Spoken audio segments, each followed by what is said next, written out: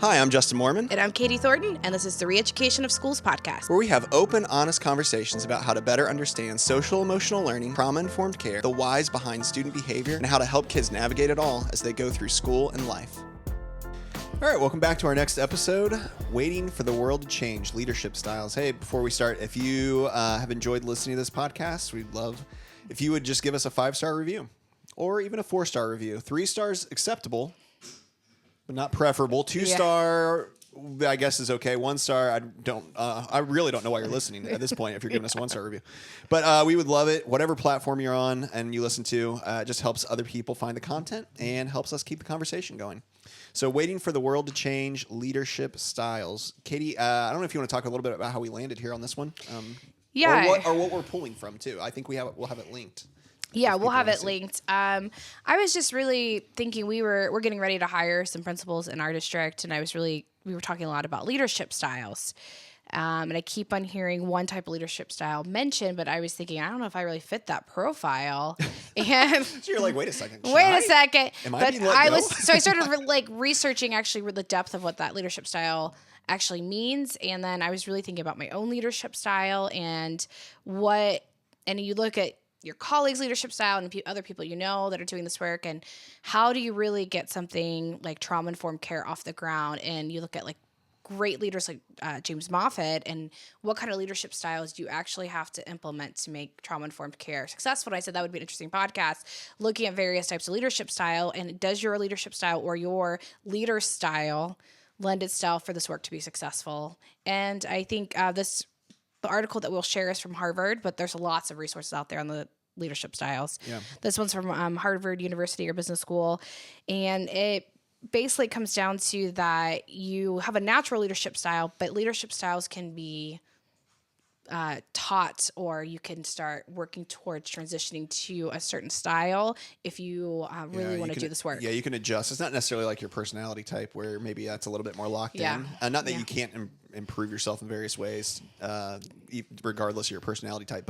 But this you can almost kind of decide to some extent to shift. There's intentionality you can put behind leaning towards one. So if you want to implement trauma-informed care, start thinking about your leadership style and think about some things that maybe you can be intentional about shifting to really make this work successful. Yeah, and really everybody is leading somebody. I think that's what I always come back to. Whether you think you are or not, whether it's people in your family, whether it's people that you're around, whether it's the students in your classroom. Paraprofessionals, new teachers in your building, mentoring. Yes, everyone is leading somebody, 100%. Yeah, whether it's your job to be in something that feels like leadership or not. All right, so what we're going to do, we're going to dive into the leadership styles and kind of talk maybe quickly about some of the benefits or harms of each, or maybe pros and cons of each, I guess, if that's how you want to label it. And especially in the lens of looking at a trauma-informed school or in school world as a whole. Okay, so first one is the autocratic leadership style. You want to give us a rundown of that?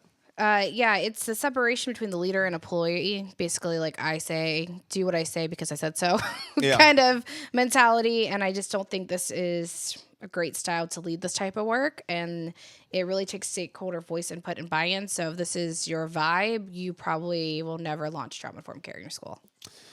All right, so you're out right away. Everybody that's an autocratic leadership style. Yeah. I mean, it does say part of the pros, right? High pressure, stressful situations can be handled by a strong and directive leadership. I think sometimes people that are under this leadership style, if they don't love making decisions and they don't love having to make a lot of tough calls themselves, they can like a leadership style that is like this.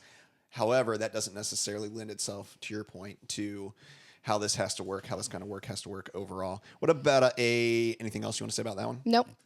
You have no idea how the flow of this one's going. So keep on going. Yeah. Katie's not on board. All right, bureaucratic leadership style. Chain of command. So I said there are benefits for this in terms of order and systems because there are obviously trauma-informed care with high behavioral needs. Somebody ultimately has to make the call and decision. So I think there are benefits. I think the risk with this one is you don't get a lot of teamwork or distributed leadership. And if it's really dependent on the leader to be there and do it all, and you will never maintain a system. So I would say some benefit. We do need a a shot caller basically to like just make the decision and make it land with you ultimately as the leader. But I think when you're out of the building or you're out sick and those kind of things, and you shouldn't be stressing like, I'm not there, the system's going to fall apart. It's because you're the system. Yeah. So. Yeah, it can kind of also stifle or discourage kind of creativity and innovation, it says, as well. But again, like you said, there's an elimination of confusion or ambiguity in the day-to-day stuff. There's some benefits there. When you said shot caller, it immediately made me think of shock collar, and I thought that doesn't use a shock collar. That's not what I'm... All right, what about a coaching leadership style? I'm a fan of this one. It says improving building employees' unique strengths. So I think there's a lot of benefits in this. You find somebody what their real gifts and talents are, and you really develop those, and then they end up shining and leading in those areas. And I think that comes to a really developed and well-balanced school. So if you have a coaching style, I think ultimately, this could really work. I think you're trying to be mindful that you also have to make the decision at times, and you can't depend on people that aren't getting paid to do your job to make all the decisions all the time. But I think this lends itself really well to developing people for trauma-informed care. Yeah, one of the tough parts is the significant time and energy investment, right? Because there is such a focus on this one of working like kind of one-on-one with people and kind of mentoring people along. And depending on the size of potentially, if you're an administrator, the size of school that you're in, that can be unattainable. It can be hard to do, like overall, right? And so just kind of have to be aware of that, or maybe how you invest in other leaders who also go out and do a similar style of thing. So that's something to think about with that. What about democratic style? I think it looks at folks' individual talent and values others. Another great approach. It takes skill to do this, and ultimately the hard part is that you do have to make hard decisions. Everything can't be a vote. So this can, because sometimes the right thing to do isn't the popular thing to do. Yeah. And so I think this one style, that's the only caution I would have, is that you have to know when to get input and voice and when to just make a decision and say, this is what I'm doing and here's why. I want you to understand, but ultimately I have to do what's legal or what the right decision is for all stakeholders. No, we can't just vote past it, Yeah, so that would be my only caution. Yeah, I think it lends itself to people feeling like they're a part and they have a say, right, to some extent, but it also can really slow things down because you have to have kind of buy-in as a whole. All right, this is where we're at. Laissez-faire? Yeah, good. I think he did Leadership it. Yeah, style? he was so hesitant to say it. I was practicing before we started recording. It's really like the let it happen. Like, I know Mel Robinson's saying, like, let them, right? Let it be. Yeah. They'll figure it out. I'm a big fan of distributed leadership. I can't preach that enough. I think that it's amazing to develop your people. Kind of goes back to that coaching style. My only caution that it leads itself to lots of unsettling and unpredictable routines. Systems are what makes this work really happen. And this style would have to be paired with another one to be effective for trauma-informed care or somebody else that has strong systems in place. Because I think people feel good once they know what to do, and just rolling it out doesn't really work. It causes a lot of chaos in the building. Well, and it can also lead to like maybe a little bit of a lack of a feel of being a team, right? Like, because you're kind of all on an island a little bit, and so it lends itself to maybe having a little bit less of a team feel to it. But it does make it feel, again, one of the pros it has in here is limiting the pressure on employees overall, and I think that's interesting too. All right, I'll never say that word again on this podcast. Maybe I will. We'll see. Pace setter.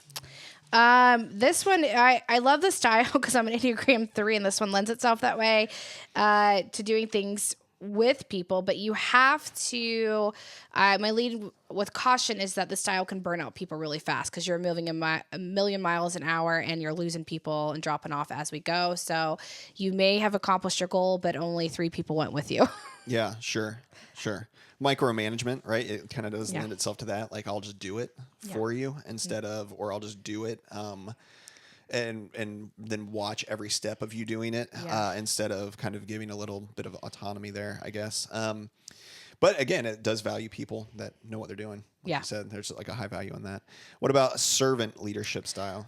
This is one we hear a lot about. Like, we get to be a servant leader, right? It sounds good. I'm not saying it's bad, but it does sound good. I think people feel like it's a little bit of a the buzz. Right one to say. It's the buzzword in leadership. It's certainly it's empathy in leadership style, people first approach, which 100% trauma-informed care would land in that box. But I will say, here's the caution with servant leadership. It is slow decision-making.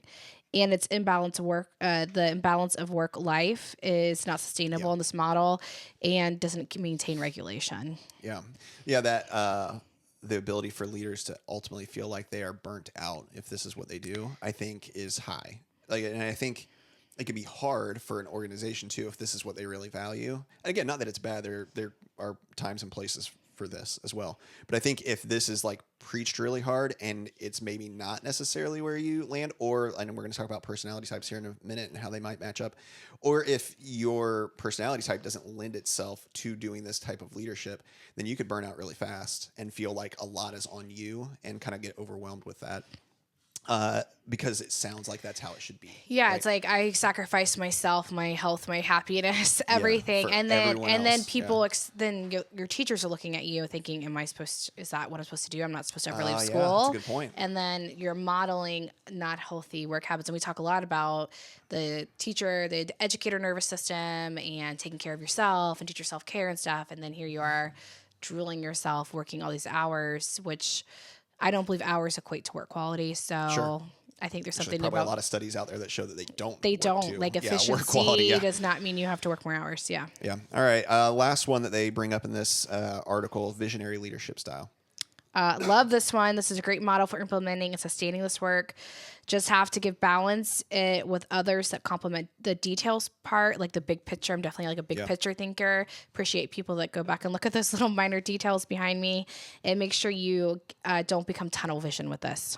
Yeah. That like you have to stop and pause, and things aren't going to go the way that maybe you anticipated, what your ultimate vision was. You have to stop and maybe get off on a side trail before you get back onto the main road again, and you have to be okay with that. Yeah.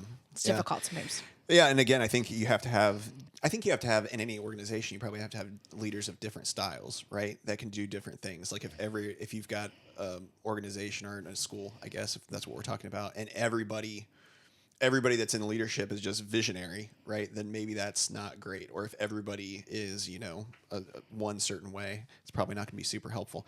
Okay, so how does personality type and personality, just type, play into these, or how do you think they work together, or what are your thoughts on how they cross over or anything like that? Yeah, I say we land in the Enneagram world in terms of personality typing. There's lots of tools out there. It's just that we're familiar with that one and use that one primarily. So I would say think about your personality types and those characteristics of who you are. Yeah. And you probably will lean towards one of these leadership styles just naturally, right? If you're an 8, you're probably going to be a little more dominant, right? That's just your personality type. You're a 3, you're going to be a little bit more of a goal setter. If you're a 5, you're going to be a lot more analytical about things. So think about how you lend to yourself. I would just think about your pros of your personality type and understand your things that maybe wouldn't serve you well in a leadership role, but serve you well in other things, and know how to find either a person that balances you out or be intentional about the areas that you need to find balance in if you're going to actually go into leadership. Yeah, I think a thing that I say a lot to people in any number of things, whether it's people that are going into like interviews, whether it's people that are going into a different role, different leadership, things like that. I was just talking to somebody about this recently, is the idea that you should really go in and be who you are in these settings, right? Because I do think, and I hadn't thought about this a lot, this actually isn't what I wrote down in my notes, but I do think that really plays into it a lot. If you are feeling like you have to present yourself like a certain one of these leadership styles, and then all of a sudden you realize but your personality doesn't fit that, like you're setting yourself up to kind of hate what you're doing, like in all reality, or be like overwhelmed by it. And you also want wherever you're going to understand like, hey, this is who this person is. This is probably the kind of leadership style they're going to have. Like we mentioned at the top, it doesn't mean that you can't pick from other ones or make adjustments. I think the leadership styles, the way this article talks, is a little bit more choice to it than there is, maybe what your personality type is. But I do think that it would be really hard for me to do some of these leadership styles, right? I just don't think I don't know that I'm ever going to be like in running point as a visionary leadership style. I just don't think I would. It's not really my personality. And I'd probably get completely worn out trying to do that. And so I think that it's just an important thing to remember that we say it all the time. You just got to know yourself well, whether it's your leadership style, whether it's your personality type, whether it's who you are, what makes you tick, what your strengths are, what your weaknesses are. Knowing yourself well is wildly important to doing whatever you do in life, certainly in working with students, working with staff, and being somebody at a school, in a school setting that's working in that kind of place. I think that it's just really, really important to know yourself well. And I don't think that there's ever a downside to getting to know yourself better and understanding how you work in different situations. And then I think just, again, your personality type is going to affect your leadership style in some way moving forward, regardless of what style you feel like you have to have. So how can we support those leaders then? Once we understand like what their leadership style is, this maybe I'm looking at my principal, I'm a principal, I'm looking at somebody at central office, I'm a paraprofessional, I'm looking at the teacher in my room. If we know what somebody's personality type is, and then also what their leadership style is, how can we kind of support them? I would say really look at their strengths and celebrate and be grateful for the things that they do bring to the table, because we all have those to offer. And if you really want success, then you really have to cheer on. I mean, given that you have a good-hearted person that's trying to do their best, right? Sure. I think that's first of all. So when you do have a really good administrator who really is working hard for you and their intentions are all pure and good for success for everyone involved. So I think celebrate the things they do have to offer, but help fill in those gaps. If you're not, I'm not a detail person. I'm grateful to people that surround me that see the little things that I don't care to spend time doing, right? Because I'm moving ahead. I appreciate that about people. And I would say teamwork's all about supporting and catching each other, not at our best or the areas that we're not good at, and moving forward with a common goal and knowing the part that each of us contribute to make sure that we're successful. Yeah. What if the leader is evil and that doesn't have a good heart? What do you do then? You just shut them out. That's not one you limit all communication. Hope they don't come and bother you. How do you get rid of it? How do you get rid of that person? I said a lot of the same stuff, Katie. It was, understand our own styles too, and see that how we can complement theirs. I think that's part of building a team in general, is kind of understand that kind of stuff. And then we can be specific in the ways that we offer help. Like you said, like if there are gaps that need to be filled in, fill those in. I think sometimes we can fall into the trap of thinking that if a leader in any way is one certain way, we are supposed to be that way as well. And you kind of mentioned that with like the servant leadership thing, like how that can lend itself to being like, oh, they work here all the time, they never leave, that's what they expect of me. I do think it's important hearing this conversation to realize that probably doesn't make the best teams. If everybody is doing the same kind of thing all the time, you're going to have stuff that gets missed, and you're not going to be strong in, kind of other areas as a team. So understand that, like, you don't have to just mimic whatever the leader is. That's not maybe the best thing to do. Yeah. And I also would say you may think that your leadership style is the way everyone should be. And when you meet somebody who actually is a good leader, they don't have your style, then don't criticize them and it's hard because you're like, well, if they would just do this, well, that's not their leadership style, and it's effective for where they're at, for what their building needs or their classroom needs are. That not everybody has to, and it's hard. It's easy to criticize your leader and say they should just do this and this and this, and actually that's not their leadership style or the personality type. So just fill in the gaps instead of criticizing, I guess. Yeah. How do you think that works? This is off the question sheet, so if you don't want to answer it, Josh will just edit it out later. Okay. But how do you think that works? He shook his head no. He's not editing anything. Yeah, so whatever you say next. Here we go. Yeah, here it is. Yeah. But how do you think that works? Like from because obviously you're a principal, and then you're at administrator meetings for the whole district at times and things like that. So you're all of a sudden in a room with a bunch of different leaders who are leading in probably different ways, but are also leading completely different buildings. Yeah. How does that kind of play into that when now all of a sudden you have people who are leading different buildings and have different leadership styles are now trying to make decisions that impact all of those buildings? Like, what are some of the what have you noticed are some of the things that are helpful about that maybe, and what are some of the things that are tough about that? Yeah, I think we just had a really good conversation the other night as we were interviewing for a new leader the other night, and our principal group was just talking about this, and I have a lot of respect. I was talking next to another guy who's a principal in our district, and we were just really complimenting and saying, like, we have such uniquely different buildings. We have high affluent buildings. We have Title I buildings. We have buildings that specialize in very specific special education programs and units, different sizes of those, and each one of our leadership styles are a little bit different. I appreciate the fact that each one of us lets each other go back. And I have my own style and personality type, vocal, all those kind of things, right? And I appreciate the fact that nobody comes in and tells me how to run my building. But I respect each one of them and the things that they bring, and their buildings are so completely different than mine is. But there's decisions of common things like law we have to follow and district vision that we have to support. But there is also this uniqueness and personality type that we allow to happen. And I really, really appreciate that. Yeah, it's similar to a building, right? Like you have it's like a different level of what a building's like, because you have teachers who all run their rooms. Classrooms are set up different. Yeah, that are set up based off their leadership style and based off their personality and how they like things to run and what makes them comfortable. And so you have some teachers that are, maybe way more I say strict, that's not the word I'm looking for. It's way more like consistent with like, this is exactly how the room runs. And it goes like from this schedule to this schedule to this schedule.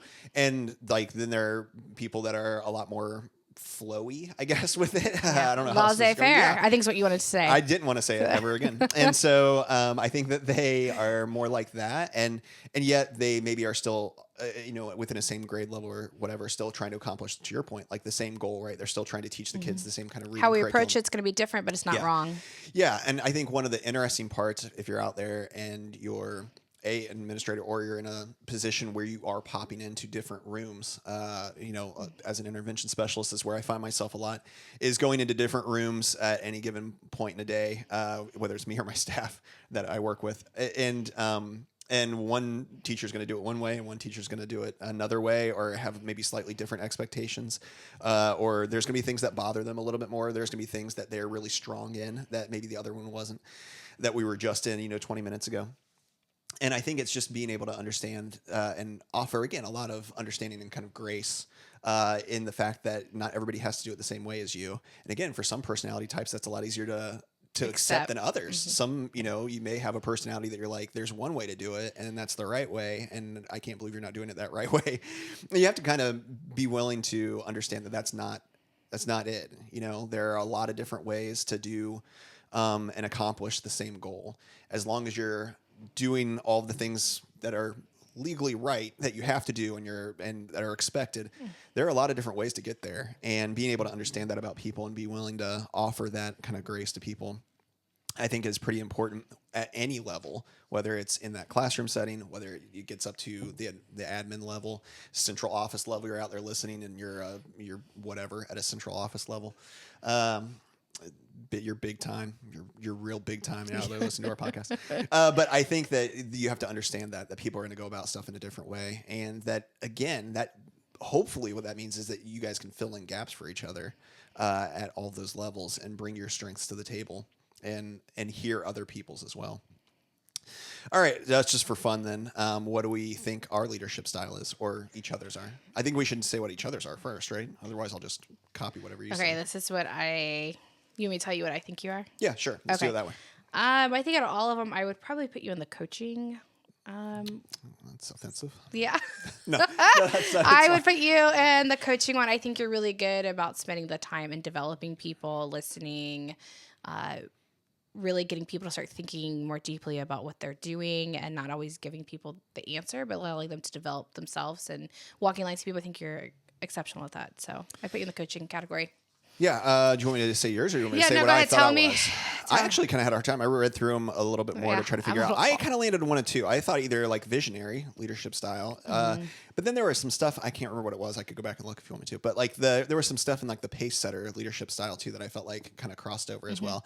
I think that those are things that you do really well. I also think one of the things you do well, which is what you brought up when you were talking about the visionary leadership style, is finding people within our building that pick up or that complement that in different ways. We have, again, luckily a lot of veteran staff at our building, and there are a lot of people that, and even some of the staff that are less veteran, I guess, but like everybody's pretty willing to jump in and be in various leadership roles within the building beyond just their classroom.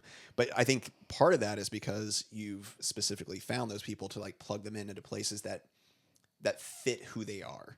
And I think that's a pretty important thing if you're, again, an administrator out there, to like learn your staff in a way that you can do that you can plug them into the spots that are maybe the spots that aren't your strength, and give them the chance to I got a lot grow. of holes to fill, so it's luckily we got a good staff to do that. But I think one of the things you do is, again, that visionary leadership style. So what style did you think you were? I put visionary leadership Yeah. style. Yeah, I'm I big thought that was picture. right. I'm a big picture thinker. I'm moving forward. I'm thinking about where do we need to go, and I'm grateful for the people that support those details.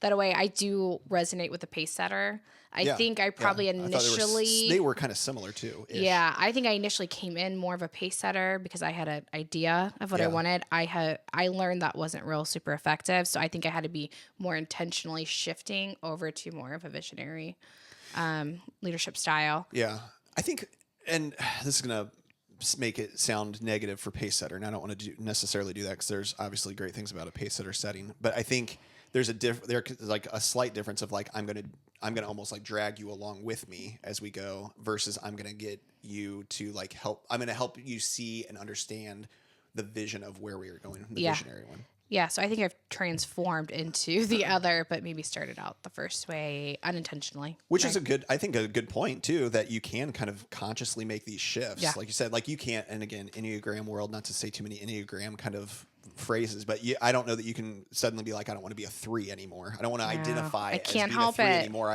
Now I want to be more like a 7. Like you can't do that. But I think with these leadership styles, like you can make those conscious shifts and work hard to like kind of be in a different spot with those. I also said coaching style for myself. Oh man, we're good.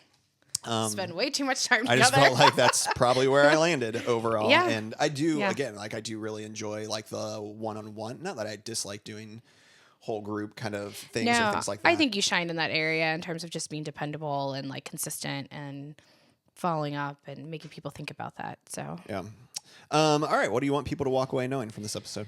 I think as we hire leaders, think about the style to move your school to the place that will embrace growth and change and support kids. So think about when you're going to hire a new administrator, think about what type of style does your school really need now? And what it may not be the same style every single time. You have a school that's a real mess. Having a laissez-faire leader or somebody, you might need somebody to come in and put more rules in place and really get systems set up. And so maybe a different style for a time might serve your building well to get to the point where you can move into visionary work. Yeah. So I think about where your building needs are, your classroom needs are. You know, if a grade that teaching style, everything's kind of in a mess. This group of kids have been really hard. Maybe you need to hire in somebody with a leadership style that is a certain way to maybe get those systems in place. But ultimately, great leaders will make or break the direction. So no pressure. Yeah. Like your school success is banking on this leader. So be intentional and think through that. I think I was really excited to do this episode today because I think it's so important. I think that, very similar. This isn't necessarily what I wrote down either. But I do think that it matters. It matters a lot. And I do think it is interesting to think through the fact that it's a different times require different leaderships, right? Yeah. And so I'm thinking about not our district, but the district that I live in. And there have been some schools where I can think particularly of one principal who retired, and they asked her to come back specifically to kind of like, hey, we need to get a handle on this other school, other elementary school. They're really struggling, and it seems like it's just nobody knows what to do. It's kind of getting out of hand. And they brought her in. She had like a very specific style that she brought for a year or two, I believe. And then they were able to be like, hey, we're in a settled spot now. And they actually moved her to yet another school to help out. She agreed to do that. Yeah. And then they were able to hire somebody in to come into a place where it was feeling a lot more 100%. Settled. And I think it's just interesting to think about that. Think about that as your classrooms as well. Like what style do you maybe need to have this year for this group of students? Because your group of students changes year to year. And some years you might be like, oh, we can really just kind of take it easy, and like they're on it and they're driving a lot of like the stuff. And then some years you're like, oh, if I let that happen, like it's gonna be like Lord of the Flies and the whole thing will burn down. Like we've got to have a different style. So just be willing to understand that and adjust, and don't get too, I guess, maybe stuck in our ways, right? Sometimes I can get stuck in my ways. I'm sure everybody can get stuck in their ways. Understand that you have to adjust and be willing to do that and shift those leadership styles as needed. Well, as always, we thank you for jumping in and joining us.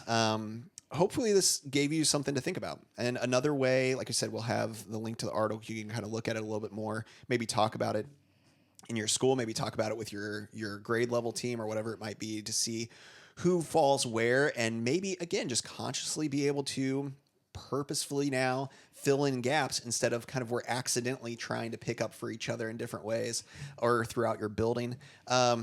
Take some time, share this with somebody, discuss what your style is, find their style, and then do something on purpose with it. I think would be what our goal is. And I would say I might try to sneak peek to our administration team.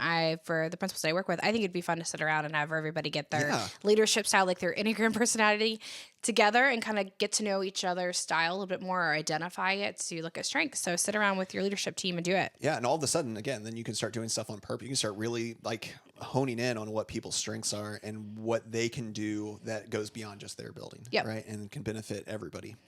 Well, as always, again, we thank you. Leave us a review, share us with somebody. And as always, let's go out and do the work. Let's go do it.